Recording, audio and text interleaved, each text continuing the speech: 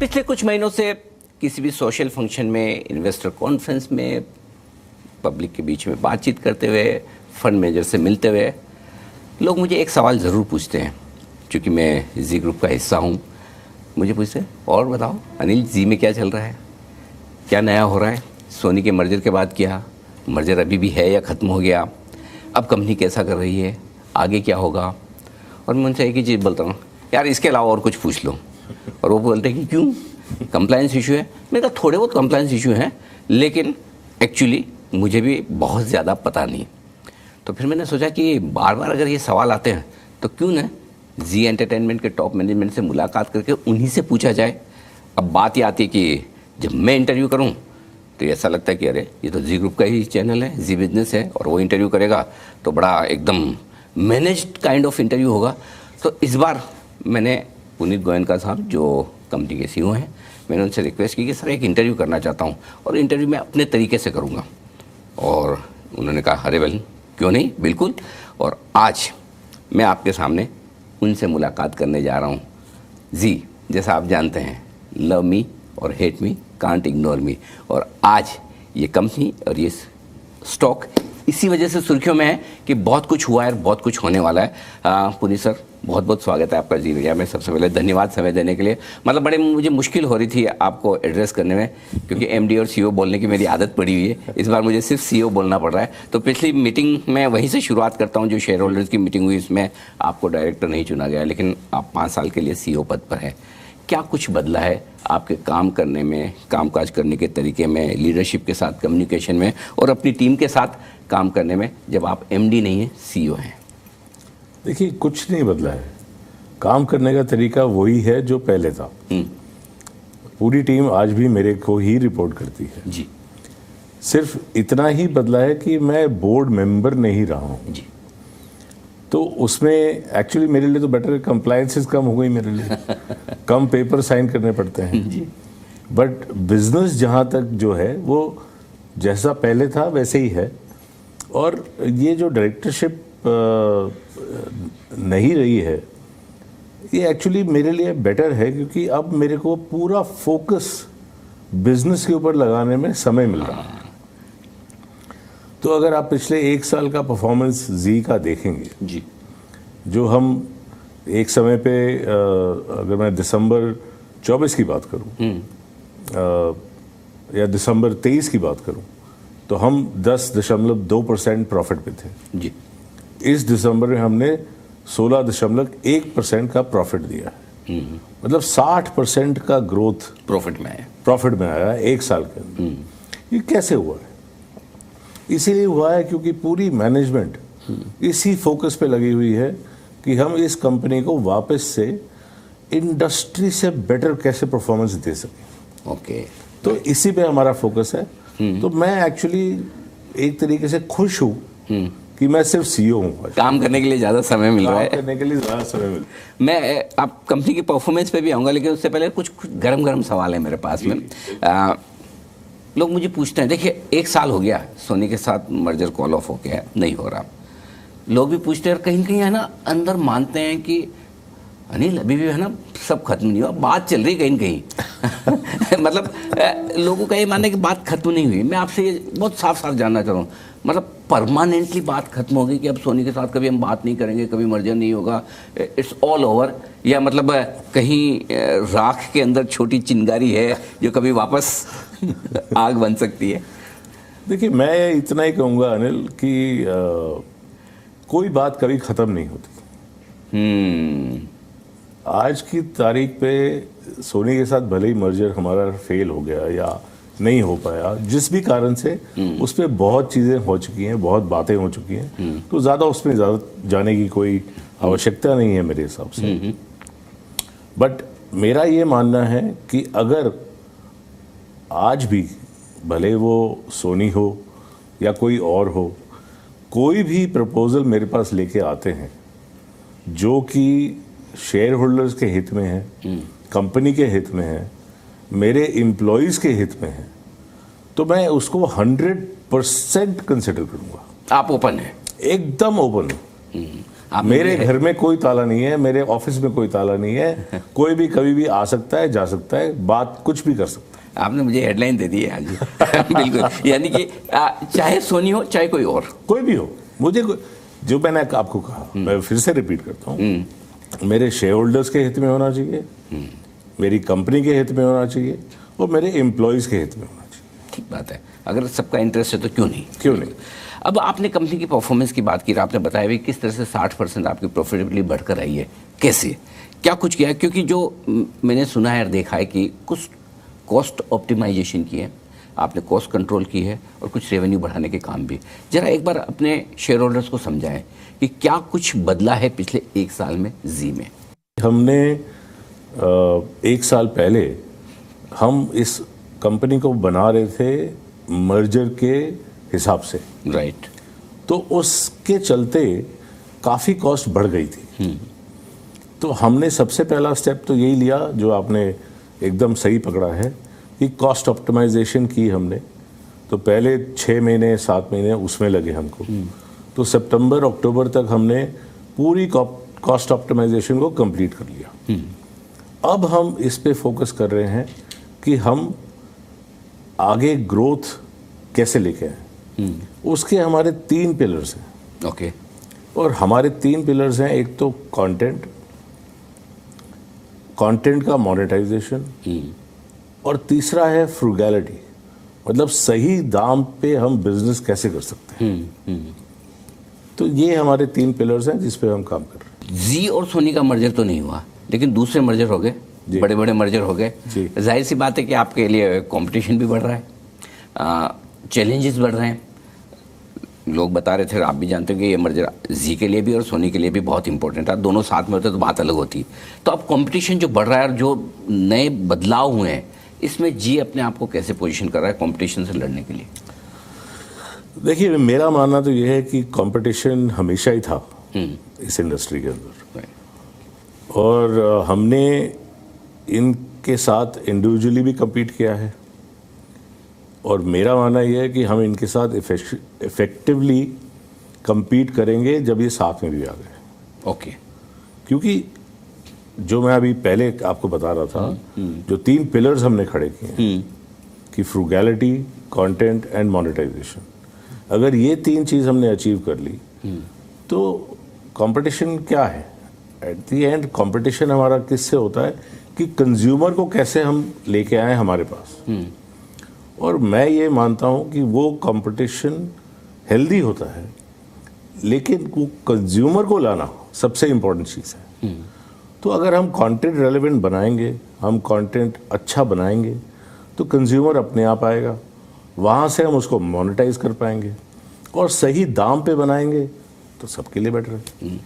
आपने एक इंटरेस्टिंग चीज़ कही कि पूरे मर्जर के बाद चूँकि आपको काम करने के लिए समय ज़्यादा मिल रहा है, मर्जर का भी काम ख़त्म हो गया, आप डायरेक्टर नहीं है तो कंप्लायंस का भी काम कम हो गया, लेकिन इसके साथ साथ लोग ये भी जानना चाहते हैं, अब आपका रोल अगर कम है, आपकी लाइबिलिटीज़ रेस्पॉन्सिबिलिटीज़ अगर कम है, और अगर स्टेक भी प्रोमोटर्स की कंपनी में कम है, तो स्किन इन द गेम कहाँ है?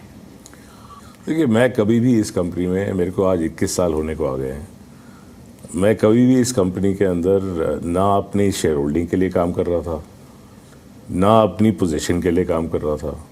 मैं यहाँ काम इसलिए करता हूँ और डटा इसलिए रहता हूँ क्योंकि मेरे को पैशन है कंटेंट का। यस। क्योंकि जो मज़ा कंटेंट बनाने में आता है, जो कहानियाँ सुनाने में आता है, वो और किसी चीज़ में नहीं आता। क्योंकि हर रोज़ नई कहानी सुना रहा हूँ मैं, और एक नहीं 100 कहानियाँ चल रही हैं दिन की। अब आप सोचिए उस पर क्या मज़ा होगा कि अभी हिंदी में क्या कहानी चलनी है, भोजपुरी में क्या कहानी चल रही है, बंगाल में क्या कहानी चल रही है, आंध्र प्रदेश में क्या कहानी है, तेलंगाना में क्या कहानी चलनी है, इसका हाई ही अलग होता है। तो कहानियाँ कहने और सुनने के तरीकों में फ़र्क आ रहा है। कहानियाँ वही हैं, लेकिन शायद टीवी के बजाय OTT पर अलग अलग तरीके से। सो इस बदलते हुए माहौल में जी अपने आप को कैसे पोजीशन कर रहा है? देखिए, मैं वापस से वही बोलूँगा कि हम कहानियाँ सुनाने के लिए हैं यहाँ पे। आप कंज्यूमर हैं, आपको टीवी पे आके देखना है या OTT पे देखना है या किसी और माध्यम से भी देखना है, हम आपके पास पहुंचने का पूरा प्रयत्न करेंगे और हम चाहेंगे कि जितना आप हमसे जुड़ सकें वो बेस्ट रहे। अभी ये बताएं सर, प्रोमोटर्स के अभी स्टेक कितनी है कंपनी में, और क्या आप कंफर्टेबल हैं या इसे और बढ़ाने के बारे में कोई प्लान है? देखिए, आज की डेट में तो हमारी 3.99% का स्टेक है जी, जी एंटरटेनमेंट के अंदर। ऑफ कोर्स हमारा ऑब्जेक्टिव हमेशा है कि हम इस स्टेक को बढ़ाएं। कैसे बढ़ाएंगे, अभी उसके रास्ते ढूंढ रहे हैं, बट बढ़ाएंगे जरूर, ये मैं कह सकता हूँ। कमिटमेंट बढ़ाएंगे, ये बात बिल्कुल। बिल्कुल, क्योंकि शेयर होल्डर्स ये जानना चाहते हैं कि अल्टीमेटली कम स्टेक के साथ आप सीईओ हैं, और अगर 5 साल का विजन लेकर आप चल रहे हैं तो वो विजन कंपनी के लिए और प्रोमोटर्स का अपने लिए क्या होगा? देखिए, ये दो चीज़ों को मिक्स नहीं करना चाहिए। ओके। कंपनी का विजन अपनी जगह है, तो कंपनी को तो ऊपर बढ़ाना ही बढ़ाना है हमको। प्रोमोटर्स का स्टेक जहां तक है वो एक पर्सनल मैटर है। ओके। बिल्कुल हम चाहते हैं एज प्रोमोटर्स कि हम इसका स्टेक बढ़ाएं, और एज जैसे जैसे समय बीतेगा हम बताते जाएंगे कि जब हम स्टेक बढ़ा रहे हैं। और कंप्लायंस की तो रिक्वायरमेंट है, मैंने अगर एक शेयर भी खरीदा तो मुझे बताना पड़ेगा। बिल्कुल। तो उसमें वो कोई दो राय नहीं है, बट मैं चाहूँगा कि ये दो चीज़ों को शेयर होल्डर्स मिक्स ना करें। ठीक बात है, बिल्कुल ठीक है। एक और चीज़ जो मैं आपसे जानना चाहता हूँ वो ये कि कॉर्पोरेट गवर्नेंस को लेकर बीच में कई बार सवाल उठे हैं, कई खबरें आई, अलग अलग इन्वेस्टर सर्विसेज जो ऑर्गेनाइजेशंस हैं उन्होंने अपनी रिपोर्ट्स निकाली, बहुत सारी चीज़ें हुई हैं। लोग ये जानना समझना चाहते हैं कि इस वक्त कॉर्पोरेट गवर्नेंस को लेकर कंपनी के बोर्ड का एज अ सीईओ आपका क्या स्टैंड है, और दूसरा पिछले कुछ समय में क्या कुछ बदलाव आपने कंपनी में किए है इसे मजबूत करने के लिए? देखिए, मैं तो ये मानता हूँ कि हमने कॉर्पोरेट गवर्नेंस को लेके बहुत काम किया है। जितनी कंप्लायंसेस हम आज की डेट में कर रहे हैं, शायद ही इतनी कोई लिस्टेड कंपनीज होंगी जो करती होंगी। हम पूरी इंडिपेंडेंट बोर्ड रन कंपनी है। जैसा कि मैंने कहा कि मैं तो अभी बोर्ड पे भी नहीं हूँ, तो कोई प्रमोटर बोर्ड पे नहीं है, तो सिर्फ इंडिपेंडेंट डायरेक्टर्स ही बोर्ड के ऊपर हैं। हमारे पूरे कंप्लायंसेस, ऑडिट फंक्शंस और इतने रेगुलेटरी चीज़ें हम फॉलो करते हैं कि पूरा डिपार्टमेंट लगा हुआ है उसके पीछे। और अगर आप देखेंगे 2018-19 के बाद से एक भी शिकायत हमारे खिलाफ नहीं आई है। ओके। एक भी शिकायत नहीं है किसी भी डिपार्टमेंट से भारत सरकार के। तो इसका मतलब हम कुछ तो सही कर रहे होंगे। 6 साल हो गए उस बात को। एक बात है, जब शिकायत की बात ही निकली तो सेबी की तरफ से एक प्रोब चल रही है प्रोमोटर्स पर, शायद काफ़ी समय उसको भी हो गया है जी। वहाँ इस वक्त क्या स्टेटस है और उसके बारे में आपका क्या कहना है? देखिए, उसमें दो ही चीज़ें हैं। सेबी को अप्रैल 2024 में अपनी रिपोर्ट देनी थी, जो कि आज तक भी नहीं आई है। तो हम तो उसका वेट कर रहे हैं, और मैं तो हमेशा से यही मानता हूँ जो इस देश का नियम बोलेगा, जो रेगुलेटर बोलेगा, उसको हम फॉलो करेंगे। इसमें कोई दो राय नहीं है, मैं उसको नेगेट भी नहीं करना चाहता। बट इतना मैं कहना चाहूँगा कि जो उनका पहला एलिगेशन था, अगर आप एसएटी का ऑर्डर पढ़ेंगे उसमें हर एलिगेशन को एड्रेस किया गया है। राइट। और हमारे खिलाफ कुछ नहीं पाया गया उसके अंदर। तो देखते हैं क्या होता है। ये तो रेगुलेटरी बॉडी है, वो अपना समय तो लेंगे ही, और उनको हक भी है अपना पूरा इन्वेस्टिगेशन करने का। तो हम वेट कर रहे हैं उसका क्या होता है। जब से मर्जर कॉल ऑफ हुआ है, ऑलमोस्ट स्टॉक 50% नीचे आ गई है जी। लोगों को बड़ा अट्रैक्टिव भी लगता है कि इतना कैश प्रॉफिट बनाने वाली कंपनी, ओल्ड ग्लोरी वाली कंपनी, एक ज़माने में निफ्टी का हिस्सा रही हुई है, लेने का मन बहुत करता है, लेकिन उन्हें कुछ ऐसे ट्रिगर्स चाहिए कि क्या कंपनी में ऐसा बदल रहा है या क्या ऐसा बड़ा हो रहा है। सो आपके prospective share holders, fund managers जो इस शो को देख रहे हैं, वो जानना समझना चाहते हैं कि ऐसा पुनी जी साल 2 साल में क्या करने वाले हैं जो एग्जिस्टिंग शेयर होल्डर उसको भी पसंद आए, और जो नया शेयर होल्डर सोच रहा है, जिसे लगता है कि वैल्यू बहुत है लेकिन मैं खरीदूं तो क्यों और कब। क्या होता है अनिल कि जो शेयर होल्डर्स हैं लार्जली वो बड़े शहरों में रहते हैं, तो उनको ऐसा लगता है कि जैसा मैं बिहेव करता हूँ वैसे पूरी दुनिया बिहेव करती है। ऐसा वास्तविकता में नहीं होता है। राइट। आज भी टीवी की पेनिट्रेशन हमारे देश में 70% है सिर्फ, और 3 से 4% हर साल ग्रो हो रही है। अब इसको आप लोगों के पास डिस्पोजेबल इनकम बोल लीजिए या इलेक्ट्रिफिकेशन बोल लीजिए, जैसे भी आप बोलना चाहें, बट मैं तो ये मानता हूँ कि हमारे देश के अंदर ये ऐसा ही एक देश होगा, आई एम श्योर ऑल भी होंगे, बट मैं तो ये मानता हूँ हमारे देश में टीवी और डिजिटल, और से मेरा मतलब एंड नॉट ओआर जी, दोनों ही थ्राइव करने वाले हैं।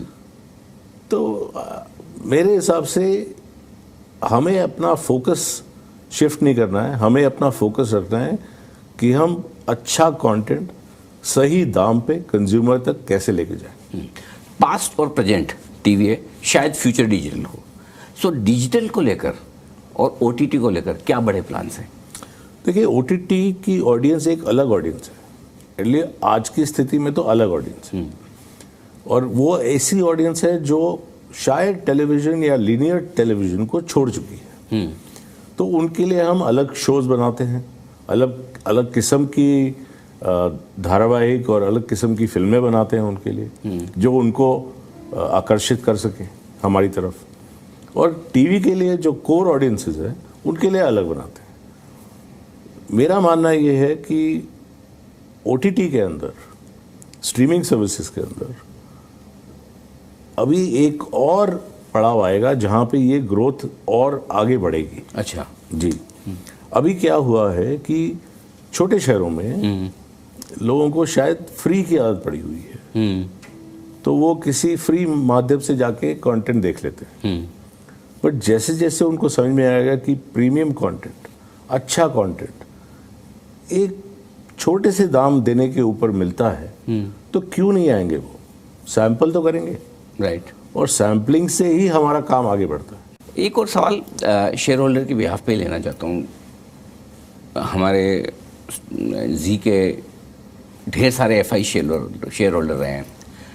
पिछले साल भर में मैं देख रहा था कि एफआईज कम हो गए और हिंदुस्तान के शेयर होल्डर्स का भरोसा जी पर बढ़ गया है। रिटेल की शेयर होल्डिंग बहुत ज़बरदस्त बढ़ी है जी। आप शायद नंबर भी दे सकते हैं।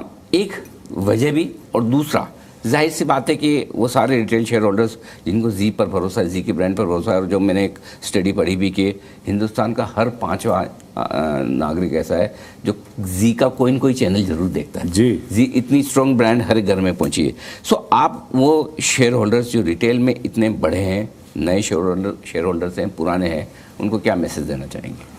मैं तो उनको इतना ही मैसेज देना चाहूँगा कि देखिए, हम एकमात्र हिंदुस्तानी ब्रॉडकास्टिंग कंपनी है, एकमात्र हिंदुस्तानी ब्रॉडकास्टिंग कंपनी। हाँ, बाकी जितने हैं सब विदेशी हैं और बाहर से आए हुए हैं। तो हमने तो यहीं पे रह के ग्राउंड से बिजनेस को खड़ा किया, और हम कहीं नहीं जा रहे, हम यहीं रहने वाले, और हम इनको कंपटीशन भी देंगे। तो जितना सपोर्ट आप करेंगे हमको, हम खुली बाहों से आपका स्वागत करते हैं। क्या बात है।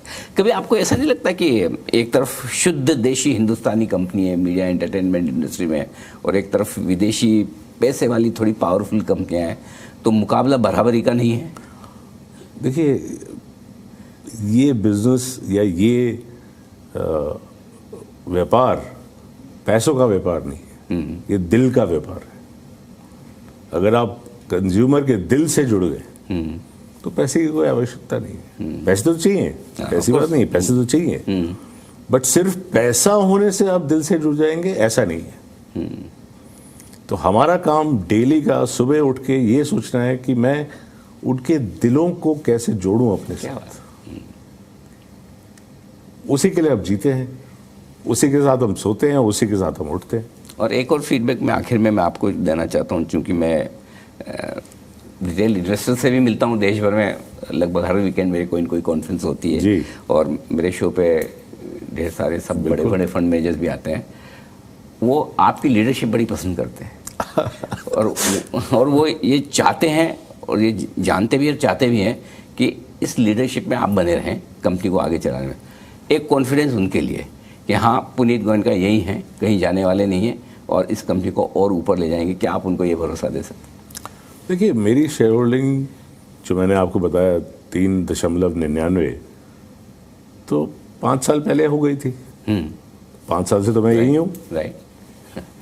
मेरी डायरेक्टरशिप भी पिछले साल खत्म हो गई थी, उसके बावजूद मैं यहाँ हूँ। और जो मेरी लीडरशिप है उसका पूरा श्रेय जाता है मेरी टीम को, क्योंकि उन्होंने मेरे को ये इस लीडरशिप तक पहुँचाया है। क्योंकि अगर आप सोचें कि पुनीत गोयनका अकेले ये कंपनी चला देगा तो वो हो ही नहीं सकता है। इतनी बड़ी कंपनी एक इंसान चला ले, ऐसा हो नहीं सकता। तो मेरे पास जो मेरे 3,500-4,000 लोग हैं जो मेरे साथ काम करते हैं, वो पूरा श्रेय उनको जाता है उसका। पुनीत गोयनका वो प्रमोटर है जो पैसों के लिए नहीं, पैशन के लिए काम करते हैं। ये आपने इस इंटरव्यू में बहुत अच्छी बात कही। और उसके अलावा आपने कहा भी है कि इस कंपनी को आगे बढ़ाने के लिए जिस पोजीशन पे जैसे काम करना है आप आगे करते रहेंगे। हमारी शुभकामनाएं आपके साथ है और उम्मीद करता हूँ जी एंटरटेनमेंट के शेयर होल्डर्स ये इंटरव्यू देख के बहुत कुछ इंसाइट लेंगे और शायद उनका कॉन्फिडेंस और बढ़ेगा।